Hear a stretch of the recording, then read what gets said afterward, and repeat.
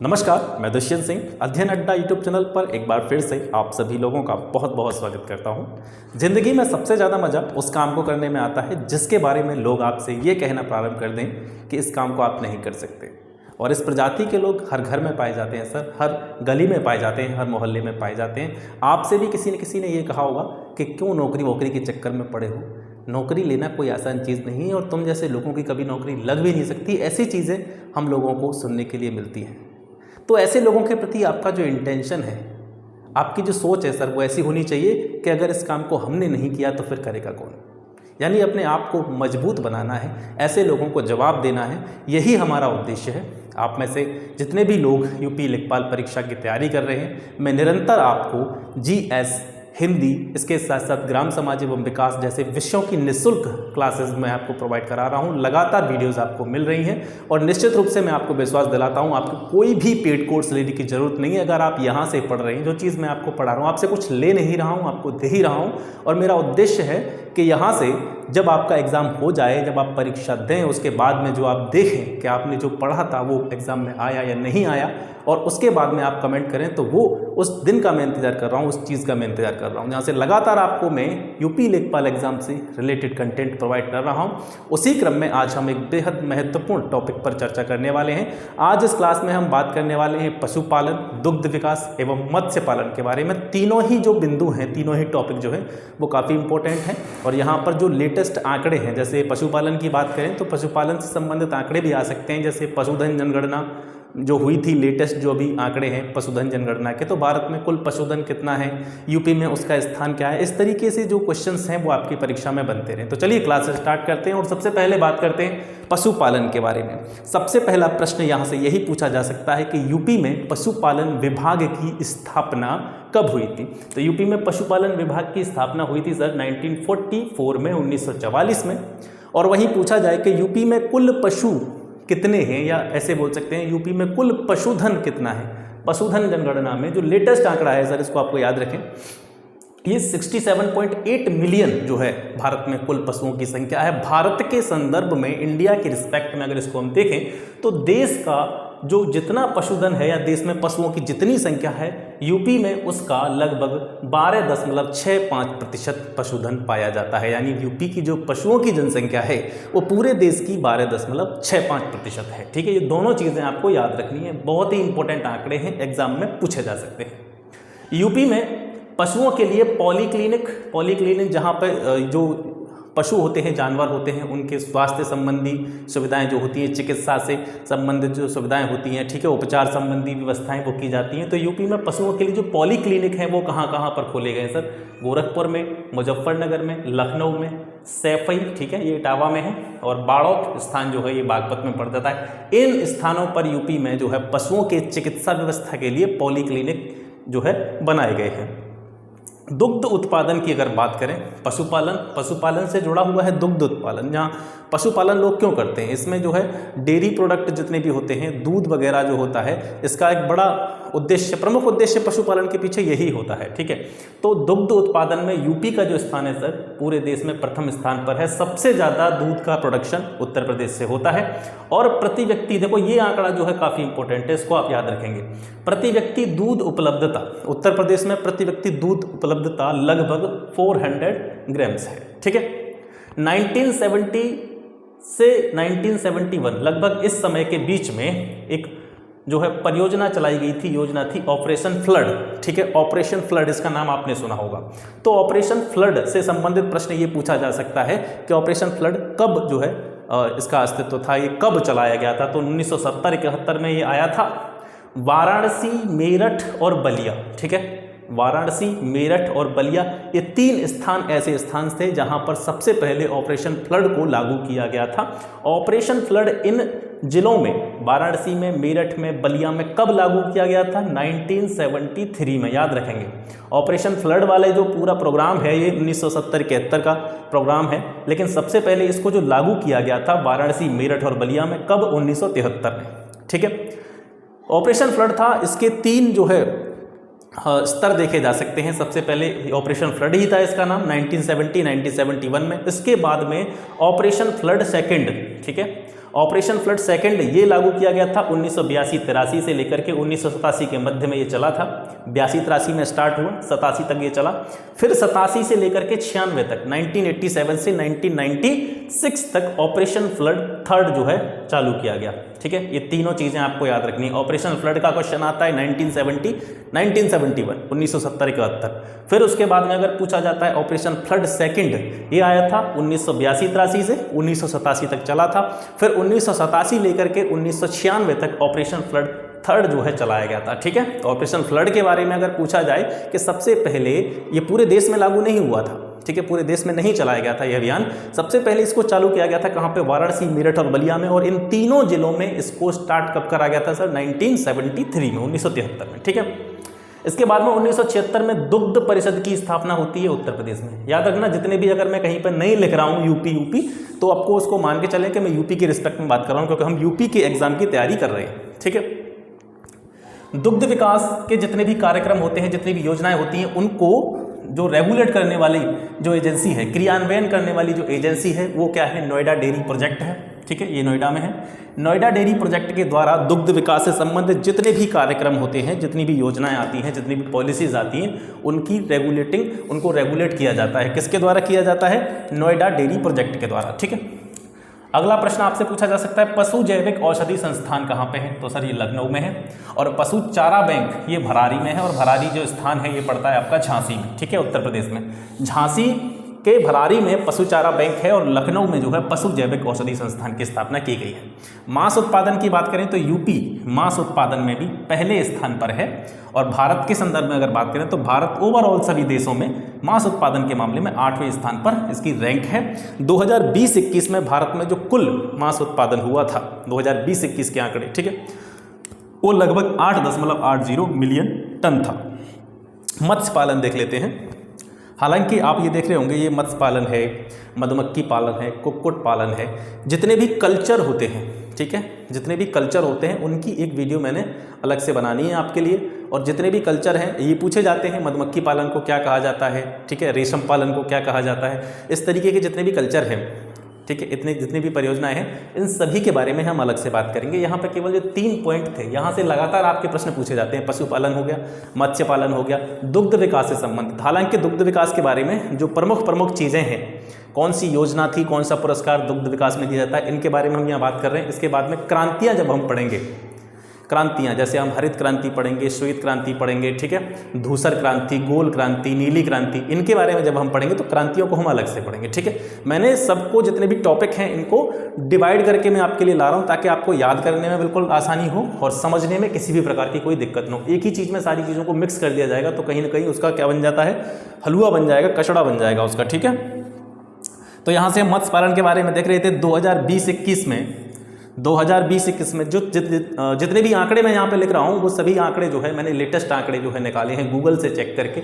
और जितनी भी जैसे सरकारी वेबसाइट होती हैं वहाँ पे जा करके मैंने चेक करके जो ऑफिशियल आंकड़े हैं, लेटेस्ट आंकड़े हैं जो आपकी परीक्षा में पूछे जा सकते हैं, उन्हीं आंकड़ों को मैं यहाँ रख रहा हूँ। जैसे 2020-21 की बात करें तो टोटल मत्स्य उत्पादन जो हुआ था भारत के अंदर वो 145 लाख टन था। ठीक है, और भारत का जो स्थान है मत्स्य पालन में वो पूरे विश्व में दूसरा स्थान है। दूसरे स्थान पर इसकी रैंकिंग आती है। और भारत जो है पूरे वर्ल्ड का 7.56%, लगभग 7.56% मछलियों का उत्पादन जो है भारत में किया जाता है। भारत की रैंकिंग दूसरी है इसमें। यूपी में मत्स्य विभाग, यहाँ से मिट गया है थोड़ा सा, इसको लिख देते हैं। यूपी में जो मत्स्य विभाग था, मत्स्य विभाग की स्थापना 1966 में हुई थी। पॉइंट याद रखना है आपको।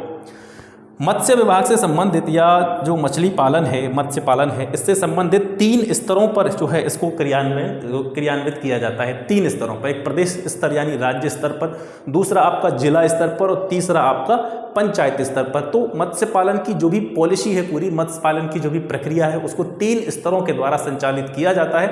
तीनों स्तरों पर अलग अलग संस्थाएं हैं, अलग अलग एजेंसी हैं जो इस पूरे काम को जो है निगरानी इसकी करती हैं। तो प्रदेश स्तर की अगर बात करें, राज्य स्तर की, तो एक संघ है, कौन सा है, यूपी मत्स्य यानी उत्तर प्रदेश मत्स्य जीवी सहकारी संघ लिमिटेड। ठीक है, उत्तर प्रदेश मत्स्य जीवी सहकारी संघ लिमिटेड, ये जो है प्रदेश स्तर पर मत्स्य पालन के लिए कार्य करता है। जिला स्तर की बात अगर हम करते हैं तो जिला सहकारी मत्स्य विभाग, ठीक है, जिला सहकारी मत्स्य विकास एवं विपणन फेडरेशन, जिला सहकारी मत्स्य विकास एवं विपणन फेडरेशन के द्वारा जिला स्तर पर मत्स्य पालन की जितनी भी प्रक्रिया होती है उसको क्रियान्वित किया जाता है। पंचायत स्तर की जब हम बात करते हैं लोकल लेवल पर, तो यहाँ पर आपका जो काम करने वाली संस्था होती है वो होती है आपकी प्राथमिक मत्स्यजीवी सहकारी समिति। प्राथमिक मत्स्यजीवी सहकारी समिति, तो यहाँ से आप याद रख सकते हैं कि मत्स्य पालन का जो विकास है भारत में 3 स्तरों पर किया जाता है, प्रदेश स्तर पर, जिला स्तर पर और पंचायत स्तर पर। तीनों स्तरों पर अलग अलग एजेंसियां, अलग अलग संगठन मत्स्य पालन से संबंधित जितनी भी चीज़ें होती हैं उनको क्रियान्वित करते हैं। ठीक है, 1986 में 1985-86 में एक बीमा योजना मत्स्य पालन जो लोग करते हैं, ठीक है, जो भी मछुआरे होते हैं, मछुआरों से संबंधित एक बीमा योजना चलाई गई थी 1985-86 में, जिसका नाम था मछुआ दुर्घटना बीमा योजना। आपसे पूछा जा सकता है कि मछुआ दुर्घटना बीमा योजना कब लागू की गई थी, तो 1985-86 में। इसमें क्या है, जो भी कोई मछुआरा होता है जो मछली पालन में लगा हुआ है, उसका जो है जो सामान्य कार्य है वो मत्स्य पालन है, उसी से उसका जो है रोजी रोटी चलती है। तो ऐसा व्यक्ति अगर उसकी समय मृत्यु हो जाती है तो उसको 1 लाख रुपए की राशि इस बीमा योजना के अंतर्गत प्रदान करने का प्रावधान किया गया था। और अगर वह किसी दुर्घटना में क्या हो जाता है, अपंग हो जाता है, ठीक है, अपंग हो जाता है, तो उसको 50,000 रुपये की राशि इस बीमा योजना के अंतर्गत दी जाती है। मत्स्य पालन भी आप क्या जानते हैं कि मत्स्य पालन को भी कृषि का दर्जा कहा जाता है या कृषि का ही एक हिस्सा होता है। मत्स्य पालन को कृषि का दर्जा कब दिया गया था, ये प्रश्न भी आपसे पूछा जा सकता है, ये चीज़ भी आपको याद रखनी है। मत्स्य पालन, देखो मत्स्य पालन मछली पालन है, लेकिन ये भी एक प्रकार की कृषि है, ये भी एग्रीकल्चर के अंतर्गत आता है। और मत्स्य पालन को कृषि का दर्जा जो दिया गया था वो सबसे पहले कब दिया गया था, 2015 में, ठीक है, 2015 में, जून 2015 में मत्स्य पालन जो है वो कृषि विभाग के अंतर्गत आ गया। मत्स्य पालन को भी कृषि का दर्जा दे दिया गया। दुग्ध विकास से संबंधित कुछ योजनाएं हैं, परियोजनाएं हैं, परिषद हैं, इनकी स्थापना कब हुई थी इनके बारे में देख लेते हैं। 1976 में दुग्ध विकास विभाग या राज्य दुग्ध परिषद की स्थापना की गई थी। हालांकि इसके बारे में हमने यहाँ भी पढ़ा था, 1976 में दुग्ध परिषद की स्थापना की गई थी। तो 1976 में दुग्ध विकास विभाग और इसके साथ साथ राज्य दुग्ध परिषद की स्थापना की गई थी। 93-94 में दुग्धशाला विकास परियोजना जो है संचालित की गई थी। महिला डेयरी योजना, ये प्रश्न कई बार पूछा गया है, ठीक है, जो यूपी से रिलेटेड एग्जाम होते हैं उनमें कई बार आया है महिला डेयरी योजना। और इसके साथ साथ एक प्रश्न आता है आपका ये गोकुल पुरस्कार, ठीक है। ये दोनों चीज़ों को आप हाईलाइट रखेंगे, दोनों को जो है आप समझ सकते हैं कि दोनों काफ़ी इंपॉर्टेंट है, ठीक है। तो 1996-97 में महिला डेयरी योजना आई, ठीक है। इसके द्वारा जो भी महिलाएं थीं जो दुग्ध उत्पादन के कार्य में लगी हुई हैं या दुग्ध से संबंधित जो रोजगार जहां से मिलता है महिलाओं को उसमें लगी हुई हैं, तो उनकी जो भी कह सकते हैं उनका जो पार्टिसिपेट करती हैं इस कार्य में, उसको और ज़्यादा प्रेरित करना, महिलाओं को और ज़्यादा प्रेरित करना कि वे इस कार्य में और ज़्यादा अपना योगदान दें। तो उसको ध्यान में रखते हुए महिला डेयरी योजना परियोजना जो है लाई गई थी 1996-97 में। इसके अलावा 2012-13 में सघन मिनी डेयरी योजना, ये 2012-13 की योजना है। गोकुल पुरस्कार, एक प्रश्न आता है, गोकुल पुरस्कार किस क्षेत्र में दिया जाता है, ठीक है, गोकुल पुरस्कार किस क्षेत्र में दिया जाता है, तो अधिकतम दुग्ध उत्पादन, ठीक है, जिस किसी संस्था के द्वारा जो भी दुग्ध उत्पादन से संबंधित हैं, उस संस्था से जुड़े हुए जो भी व्यक्ति हैं, जिस संस्था से जुड़े हुए व्यक्तियों के द्वारा सर्वाधिक दुग्ध उत्पादन में अपना कॉन्ट्रीब्यूशन दिया जाता है, योगदान दिया जाता है, उसी को जो है ये गोकुल पुरस्कार दिया जाता है, ठीक है, गोकुल पुरस्कार दिया जाता है। इसमें 3 श्रेणियां हैं गोकुल पुरस्कार की। प्रथम पुरस्कार पर 1 लाख रुपए, द्वितीय पुरस्कार पर 50,000 रुपये, तृतीय पुरस्कार पर जो है 25,000 रुपये की राशि इस गोकुल पुरस्कार के तहत दी जाती है, ठीक है। एक है आपकी कामधेनु डेयरी योजना, ठीक है, कामधेनु डेयरी योजना ये 2013 में आई थी। और इस योजना का प्रमुख उद्देश्य था कि जितना भी दुग्ध का प्रोडक्शन है, दुग्ध उत्पादन है, उसको बढ़ावा देना, मतलब ऐसी जो भी पॉलिसी है, ऐसी पॉलिसी लेकर के आना जिससे दूध उत्पादन में जो है वृद्धि हो, लोगों को प्रेरित करना, दुग्ध उत्पादन के क्षेत्र में लोगों को और ज़्यादा जागरूक करना। तो कामधेनु डेयरी योजना जो थी वो 2013 में आई थी। कामधेनु डेयरी योजना से संबंधित ही और 2 योजनाएं हैं, जैसे कामधेनु, ऐसे बोल सकते हैं उसको, कामधेनु से ही स्टार्ट होती हैं वो, एक माइक्रो योजना, ठीक है, और एक कामधेनु मैक्रो योजना, ठीक है। कामधेनु माइक्रो योजना 2014 में आई थी, ये इसको भी याद रख लेंगे। और कामधेनु मैक्रो योजना जो थी ये 2015 में आई थी, ठीक है। तो इतनी सारी जानकारी आपको इस वीडियो से मिल जाती है। आज हमने बात की पशुपालन की, पशुपालन संबंधी कुछ फैक्ट्स को देखा, ज़्यादा लंबा वीडियो मैंने नहीं बनाया आज। पशुपालन को देखा, दुग्ध विकास को देखा, इसके साथ साथ जो है मत्स्य पालन को भी हमने आज कवर किया। इसके साथ साथ दो इम्पोर्टेंट टॉपिक हैं, एक आपकी क्रांतियों से संबंधित, क्रांतियों को हम ऐसे नहीं पढ़ेंगे कौन सी क्रांति को क्या कहते हैं, ठीक है, पेट्रोलियम उत्पादन में जो क्रांति आई थी उसको क्या कहते हैं, या फिर आपकी जो हरित क्रांति जो है इसके प्रणेता कौन थे, हरित क्रांति के प्रतिपादक कौन माने जाते हैं। सिंपल फैक्चुअल क्वेश्चन नहीं देखेंगे इसमें।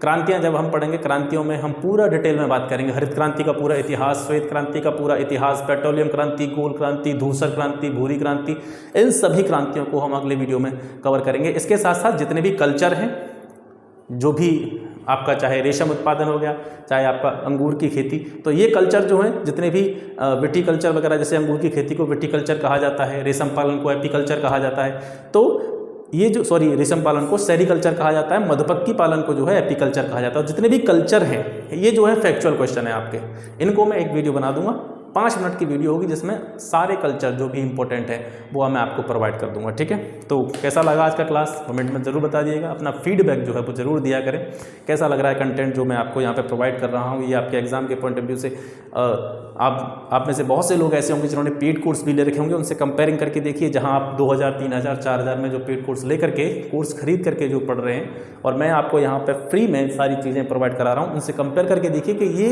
जो चीज़ें मैं आपको करा रहा हूँ ये आपके एग्ज़ाम की दृष्टि से कितनी आपके लिए सफिशिएंट हो सकती हैं, कितनी आपके लिए हेल्पफुल हो सकती हैं। और यकीन मानिए अगर आप यहाँ से नोट्स बना के पढ़ रहे हैं, मैं बार बार इस चीज़ को दोहरा रहा हूँ आपसे, वीडियो शुरू करी थी मैंने तब भी मैंने आपसे कहा था, अगर आप यहाँ से पढ़ रहे हैं, नोट्स बना रहे हैं, रेगुलर इसका रिवीजन कर रहे हैं, तो आपको एग्जाम में अच्छा स्कोर करने से कोई नहीं रोक सकता, ठीक है। वीडियोस आती रहेंगी, कोर्स चलता रहेगा, और जब तक इसका पेपर होगा यूपी लेखपाल का, तब तक मैं आपके पूरे सिलेबस को 3 सब्जेक्ट्स के बारे में बात में कर रहा हूँ, एक ग्राम समाज विकास, एक जीएस या आपका जो सामान्य अध्ययन वाला पोर्शन है वो, और एक हिंदी वाला सेक्शन। इन 3 सेक्शन को पूरा कराने की जिम्मेदारी मेरी है। बस जुड़े रहें, और वीडियो अच्छा लगता है तो कॉमेंट करें, शेयर करें, सब्सक्राइब करें। मिलते हैं फिर आपसे नेक्स्ट वीडियो में, तब तक के लिए नमस्कार, जय हिंद।